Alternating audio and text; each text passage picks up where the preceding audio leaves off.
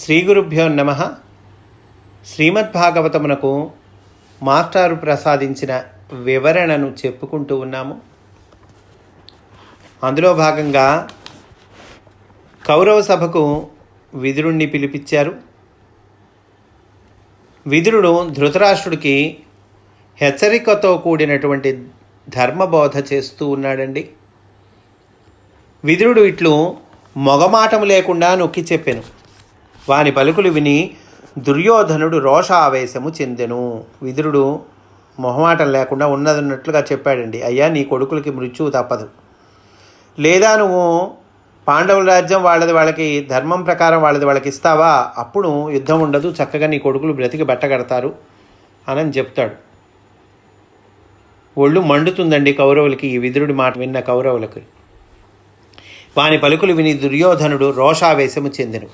వానికి కోపమున వడలు తెలియలేదు. తన చుట్టూనున్న కర్ణ, శకుని, దుశ్శాసనుల వంక చూచి మిక్కిలి అహంకారముతో ఇట్లు పలికెను. వాళ్ళ ముగ్గురిని చూసుకున్నాడు. కర్ణ, శకుని, దుశ్శాసనులు. ఇంకా అహంకారంతో ఇట్లా పలికేట. ఈ విదురుడు దాసీపుత్రుడు. ఇట్టి వానిని నిర్లక్ష్యము చేయవలను, కానీ ఇచ్చటికి పిలువనంప తగునా. వీడెవరయ్యా? After all దాసీపుత్రుడు.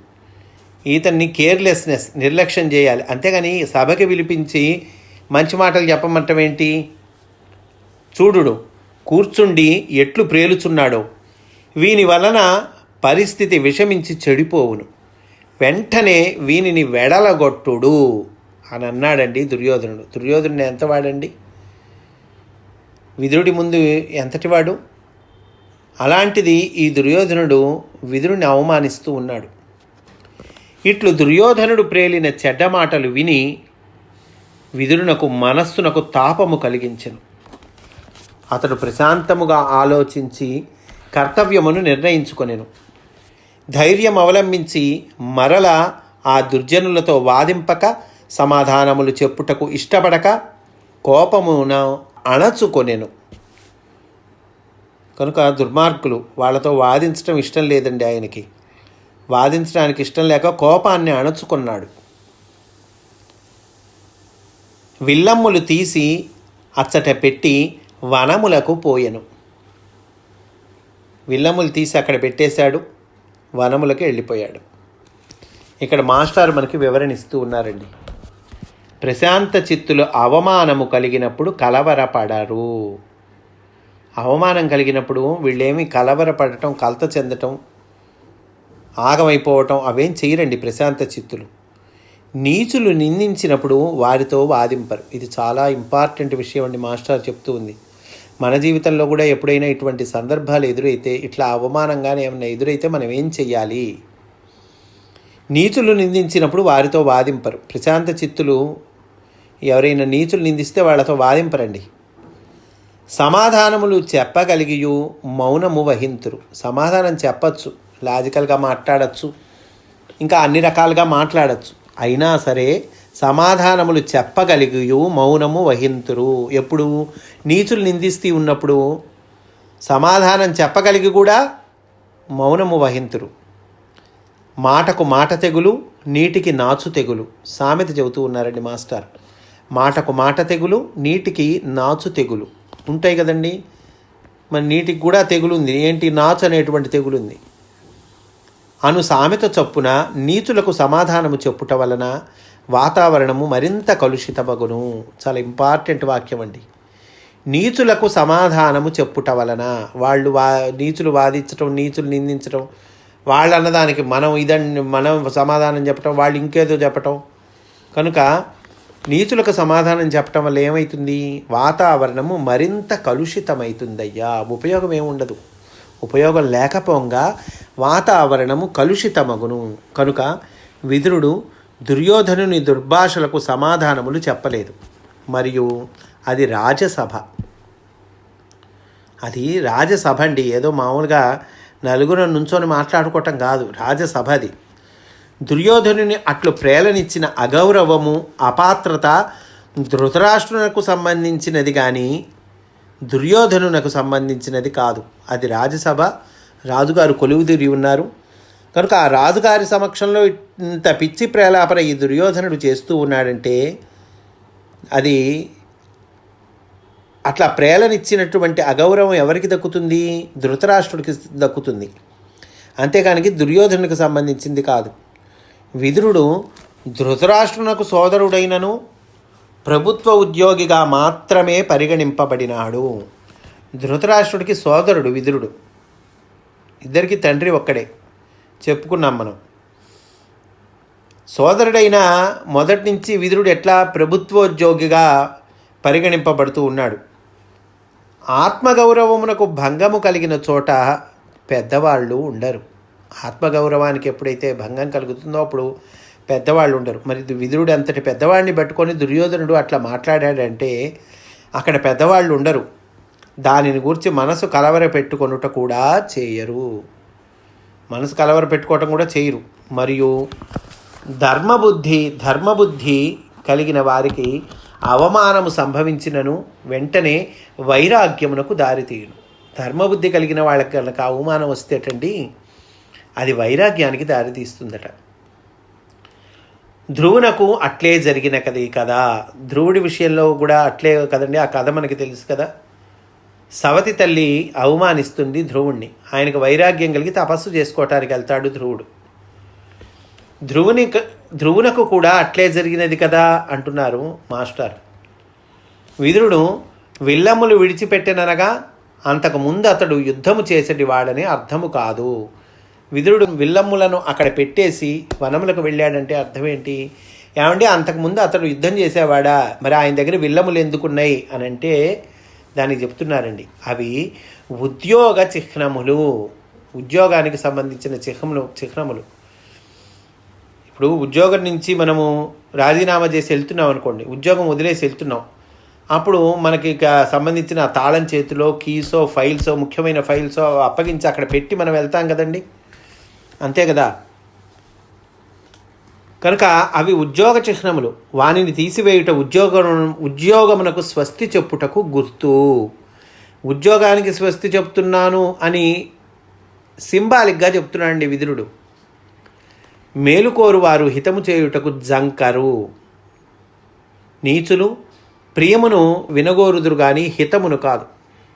నిజానికి విదురుడు చెప్పిన మాటలు మంచి మాటలు. అయ్యా జాగ్రత్త అయ్యా, నీ పిల్లలు చనిపోకుండా ఉంటారు, వాళ్ళ రాజ్యం వాళ్ళకి ఇచ్చేవయ్యా అని మంచి మాటలు చెప్పాడండి.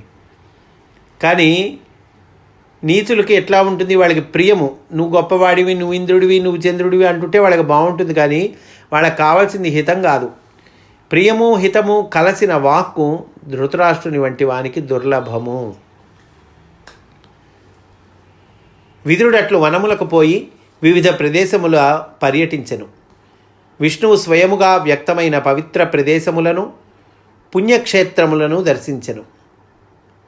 విదురుడు ఇంకా వనములకు పోయాడండి. చక్కటి పవిత్ర ప్రదేశాలను పుణ్యక్షేత్రాలను దర్శించాట. ఇంకా ఏమేమి దర్శించాడో విదురుడు ఇక్కడ మనకి ఇస్తున్నారు. ఈ ఫలానావి విదురుడు దర్శించాడు అని చెప్తున్నారండి. కానీ ఇందులో చాలా అంతరార్థం ఉంది. ఆ అంతరార్థాన్ని మాస్టర్ మనకి తర్వాత వివరిస్తారు కూడా. కనుక విదురుడు ఏమేం దర్శించాడు? దేవతలచే నిర్మింపబడిన దివ్య భూములను పర్యటించెను. గంగామున్నగు పుణ్యనదులను చూచెను. సిద్ధ ప్రదేశములను, పురాణ ప్రసిద్ధములైన స్థలములను, సిద్ధులు నివసించిన పుణ్యాశ్రమములను పర్యటించెను. ఉపవనములను, గంధమాదనమునగు దివ్య పర్వతములను చూచి వచ్చెను.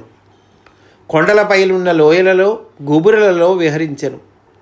తామరపూలు, కలువ పూలు విచ్చుకొని ఉన్న కోనేళ్లలో తేనెలు త్రాగి నాదము చేయుచున్న తుమ్మెదలను, వాని నాదములకు మేల్కాంచుచున్న హంసలు గల కొలనులను చూచెను.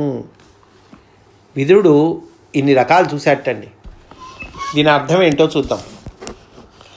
మనసుకునకు మాస్టర్ చెప్తూ ఉన్నారండి. మనసునకు కలిగిన అవమాన భారమును పోగొట్టుకొనుటకై విదురుడు తీర్థయాత్రలు చేసెను. స్వయం వ్యక్తములనగా వెలసిన దేవతా విగ్రహములు గల తావులు. స్వయం వ్యక్తమైన పవిత్ర ప్రదేశాలను విదురుడు చూశారని చెప్పారు కదండి. అంటే దాని అర్థం ఏంటంటే స్వయం వ్యక్తములనగా వెలసిన దేవతా విగ్రహములు కల తావులు. ఇందు వర్ణింపబడిన పద్మములు మున్నగునవి సంకేతములు. ఇవన్నీ సంకేతములండి. పద్మములనగా హృదయములు, అందలి తేనె అనగా భక్తి. పద్మములు అంటే హృదయం అండి, అందులోపల ఉన్నటువంటి తేనె అంటే భక్తి. తుమ్మెదల నాదము ప్రణవము. తుమ్మెదల నాదము అంటే ప్రణవం అండి. ఆ నాదమునకు మేల్కొనుచున్న హంసలనగా యోగాభ్యాసమున జరుగు ఉచ్ఛ్వాస నిశ్వాసములు. ఆ తుమ్మెదల నాదానికి హంసలు మేల్కొంటున్నాయంటే యోగాభ్యాసన జరిగేటువంటి ఈ ఉచ్ఛ్వాస నిశ్వాసములండి, ప్రణవము. విదురుడు తీర్థయాత్రలలో పెద్దలను దర్శించి యోగస్థితి యందు నిలిచెనని ఇందలి ధ్వని. తీర్థయాత్రలో పెద్దలను దర్శించాడు, యోగస్థితిలో ఉన్నాడు, యోగస్థితిలో నిలిచాడు అనేటువంటిది ఇందలి ధ్వనిగా మనకి చెప్తూ ఉన్నారంటున్నారు. పురాణమునను ఉపనిషత్తునను రసధ్వని బ్రహ్మానందమును ప్రతిపాదించును గాని బ్రహ్మానంద సహోదరమును కాదు. కేవల కావ్యమున బ్రహ్మానంద సహోదరమైన రసము ప్రతిపాదింపబడుట పురాణములకు తర్వాతి కాలమున వచ్చిన సంప్రదాయం. ధ్వన్యాలోకము, రసగంగాధరము మొదలైన కావ్య దర్శన గ్రంథములు ఈ తరువాతి కాలమునకు సంబంధించిన ఒకటిచే బ్రహ్మానంద సహోదరమైన స్థితి ఉత్తమ స్థాయి భావముగా అంగీకరింపబడినవి. అంతకు ముందు గల ప్రమాణ వాంగ్మయమున వేదార్థమును ప్రతిపాదించడం ముఖ్యము కానీ వ్యంగ్యార్థము ముఖ్యము కాదు. వ్యంగ్యార్థము సహృదయుని చిత్తమునందలి ఉత్తమ స్థితి అందు భాషించినప్పుడు ధ్వని రసధ్వని అగును. చిత్తము దాటి బుద్ధియు అంతఃకరణము కలవు. వానికి సంబంధించినది వేదార్థమే కానీ అభిధా లక్షణ వ్యంగ్యార్థములలో ఒకటి కాదు. అయినను పురాణ వాంగ్మయమున అభిధ లక్షణ వ్యంగ్యములు శబ్దములచే ప్రతిపాదింపబడుచు వేదార్థ ప్రతిపాదికమైన రసధ్వనికి ఉపకరణములు అగును. వేదార్థము రసమైనప్పుడు రసోవైసహ అని కీర్తింపబడిన అంతర్యామియే సహృదయుడైన పాఠకునకు స్థాయీభావము అగును కానీ నవరసముల కక్షలోని స్థాయీభావము కాదు. ఆనందీభవతి అని చెప్పినప్పుడు రసమును భావించి అతడు రసాత్మకుడగునని ప్రతిపాదింపబడినది.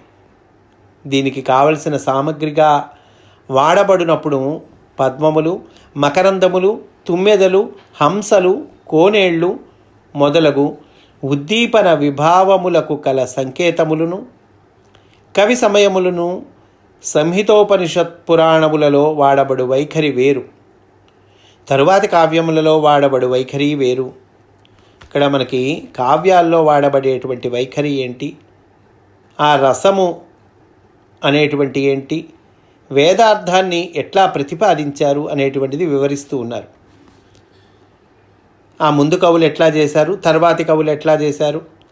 అర్వాచీన కవులలో కాళిదాసు, భవభూతి, లీలాసుకుడు, జయదేవుడు ఈ సంప్రదాయమును అనుసరించిన వాడినవారు, అనగా వేదార్థ ప్రతిపాదికమైన శబ్దమును కావ్యముగా నమ్మినవారు. వేదార్థ ప్రతిపాదికమైన శబ్దమండి అంటే వేదంలో చెప్పబడిన ధర్మము ఏదైతే ఉందో ఆ ధర్మాన్ని ప్రతిపాదిస్తూ కావ్యాన్ని, శబ్దమును కావ్యముగా నమ్మినవారు. కనుక కావ్యం అలా ఉంటుంది అని నమ్మిన వాళ్ళండి. ఎట్లా ఉంటుంది, వేదార్థ ప్రతిపాదికమై ఉంటుంది. కనుకనే వాగర్థ ప్రతిపత్తి వలె పార్వతీ పరమేశ్వరులు ఉన్నారని కాళిదాసు, ఆత్మ యొక్క కళయే వాణి అని భవభూతి, లీలా స్వయంవర రసమని లీలాసుకుడును, హరిస్మరణమున మనస్సు సరసమై ఒప్పుటకు కావలసిన సందర్భ శుద్ధి గల వాక్కును తానెరుగుదునని జయదేవుడును చెప్పిరి. ఈ విధమైన కావ్య దర్శనమునకు ఆదర్శము గుణము చేత భాగవతము, రామాయణము మాత్రమే. అంటే ఈ విధమైన కావ్య దర్శనమునకు ఆదర్శము గుణము చేత భాగవతము అంటే ఈ రకమైనటువంటి పద్ధతి గుణం చేత భాగవతము, రామాయణం మాత్రమే అని అంటున్నారండి. ఏ విధమైన పద్ధతి, వాగర్థము వేదార్థ ప్రతిపాదికమైనటువంటి శబ్దమును ఇచ్చుట, కావ్యము అట్లా ఉండాలి, వేదార్థ ప్రతిపాదికమై ఉండాలి. అలాంటివి భాగవతము రామాయణము మాత్రమే అని అంటూ ఉన్నారండి. అంతేకాక ఋషుల ఆశ్రమములను, వనములను, నదులను, నదములను పరిశీలించెను. కోయలు, చెంచులు నివాసముండు గ్రామములలో, జనపదములలో తిరిగెను. కొండ గుహలలో నివసించెను. యజ్ఞశాలలలో విహరించెను. అతటి గోవులను సేవించి గొడ్లపాకలలో నివాసముండెను. కూరలు, కాయలు, జలములు మాత్రము ఆహారముగా కొనుచు నియమము నడపెను. అదండి జాగ్రత్తగా ఆయన నియమాలు పాటించాడు. కూరలు, కాయలు, జలములు వీటిల్ని మాత్రమే ఆహారంగా తీసుకున్నాడు. శరీరమునకు సంస్కారములు చేసుకొనుట మానెను. అంటే చక్కగా జుట్టు దువ్వుకోవటము, ఇంకా అందంగా ఉండటం, మొహంగా ఇవి ఉంటాయి కదండి, ఏవో మనం శరీరాన్ని జాగ్రత్తగా చూసుకోవటము అనేటువంటిది. ఈ శరీరమునకు సంస్కారములు చేసుకొనుట మానెను. అవధూత వేషము ధరించెను. అవధూత అంటే శరీరము పట్ల భ్రాంతి లేనటువంటి వాడండి. ఒక పాయింట్. అపక్వాహారము, అల్పాహారము, అధిక జలములు సేవించుట వలన క్రోధాదులు తొలగి సత్వగుణము అలవడును. మాస్టర్ చెప్తూ ఉన్నారు. ఎందుకట్లా చేస్తూ ఉన్నాడు విదురుడు అంటే, అపక్వాహారము అంటే పక్వము కాని ఆహారము, అల్పాహారము తక్కువగా తీసుకోవటము, అధిక జలములు సేవించుట, ఎక్కువగా నీళ్లు తాగటము. దానివల్ల ఏమవుతుంది?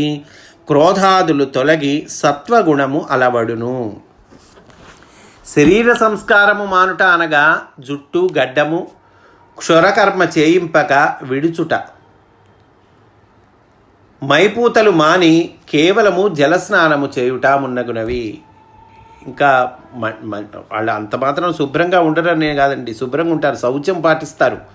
కాకపోతే మైపూతలు, ఆ పైన పౌడర్ రాసుకోవటమో, జుట్టు దువ్వుకోవటమో ఇట్లాంటివి చేయరు. మైపూతలు మాని కేవలము జలస్నానము చేయుట మున్నగునవి. ఇవి వైరాగ్యం అబ్బిన యతి ధర్మమునకు సూచకములు.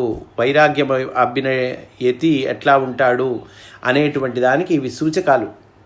ఒక వయస్సు దాటి వార్ధకము సమీపించు కొలదియు తెలియకయే దేహమునకు సుఖించు కోరిక పెరుగును. వయసు పెరుగుతున్న కొద్దికి దేహానికి ఏమవుతుంది? హాయిగా పడుకుందాము, ఏసీలో ఉందాము, సుఖించేటువంటి కోరిక పెరుగుతుందట. తెలియకనే అంటున్నారు మాస్టారు. మనకు తెలియకుండానే ఆ కోరిక పెరుగుతుంది. దానివలన దేహము రోగాక్రాంత మగును. ఏమవుతుంది? దేహము రోగాల బారిన పడుతుంది. సుఖేచ్ఛను ఎదిరించి అవధూత ధర్మము వహించినచో చిట్ట చివరి క్షణము వరకు దేహము ఆరోగ్యముగా నిలబడును. మాస్టర్ చెప్తూ ఉన్నారండి. అందువల్ల ఈ సుఖేచ్ఛను, దేహ సుఖాన్ని కోరుకుంటుంది, ఆ సుఖేచ్ఛను ఎదిరించి అవధూత ధర్మము వహించినచో. అవధూత ధర్మం అంటే ఏంటి? అదిగో విదురుడు పాటిస్తున్నాడుగా ఆ ధర్మము. అపక్వాహారము, అల్పాహారము, అధిక జలములు సేవించుట, తద్వారా క్రోధాదులు తొలగి సత్వగుణం కలిగి ఉండటం ఇవ్వండి. కనుక సుఖేచ్ఛను ఎదిరించి అవధూత ధర్మము వహించినచో చిట్ట చివరి క్షణము వరకు దేహము ఆరోగ్యముగా నిలబడును. సంతోషముతో విదురుడు భారతవర్షమున గల పుణ్యస్థలములన్నింటినీ దర్శించుచు దోషము తొలగిన వాడై మెలిగెను. ఇక్కడ మాస్టర్ చెప్తూ ఉన్నారు.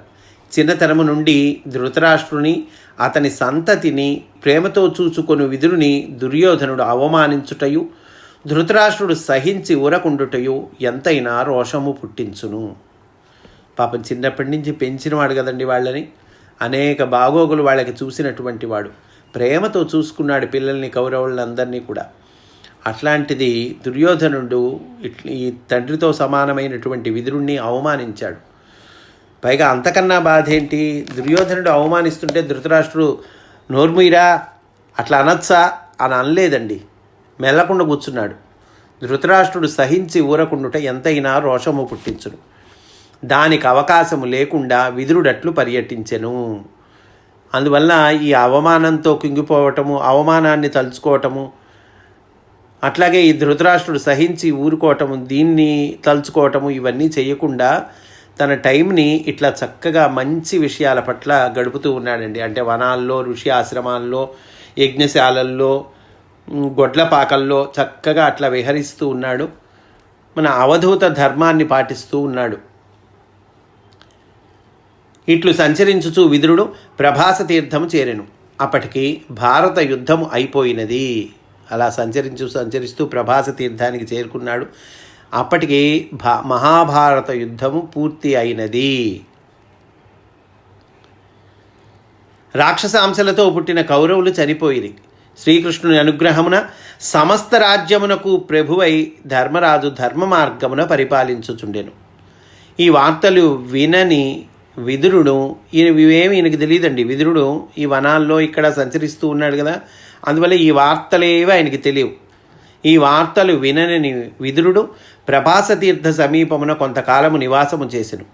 అందు పెరిగిన కానుగులు, మామిడి చెట్లు, పొగడ చెట్లు, మాలతి, మాధవి మున్నగు పూల తీగలు గల ప్రదేశములలో విహరించుచుండెను.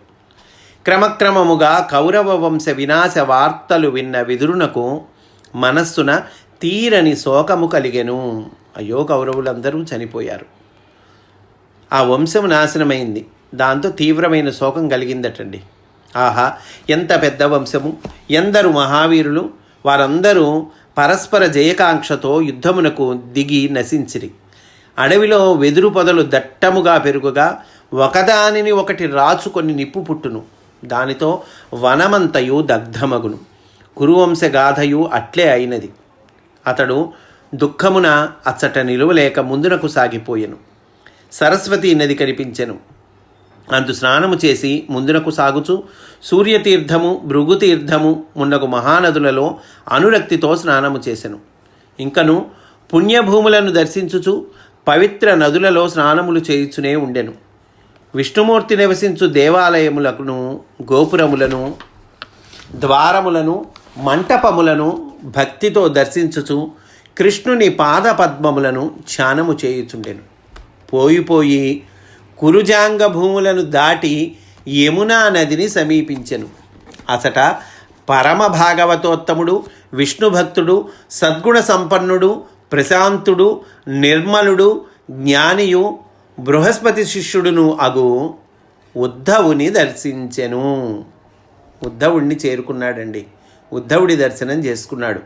ఎటువంటి వాడు ఉద్ధవుడు అని ఇక్కడ మనకి చెప్తూ ఉన్నాడు. పరమ భాగవతోత్తముడు, విష్ణు భక్తుడు, సద్గుణ సంపన్నుడు, ప్రశాంతుడు, నిర్మలుడు, జ్ఞాని, బృహస్పతి శిష్యుడటండి ఉద్ధవుడు.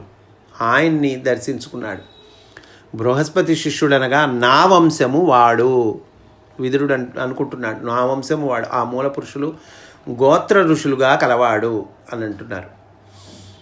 మిక్కిలి అనురాగముతో ముఖము వికసింపగా వానిని గాఢాలింగనము చేసుకుని కుశల ప్రశ్నము చేసి ఇట్లనెను. చాలా అనురాగంతో ముఖం వికసించిందిట ఉద్ధవుణ్ణి చూడంగానే విదురుడికి. ఆ ఉద్ధవుణ్ణి గాఢ ఆలింగనం చేసుకున్నట్టండి. కుశల ప్రశ్నలు వేశాడు.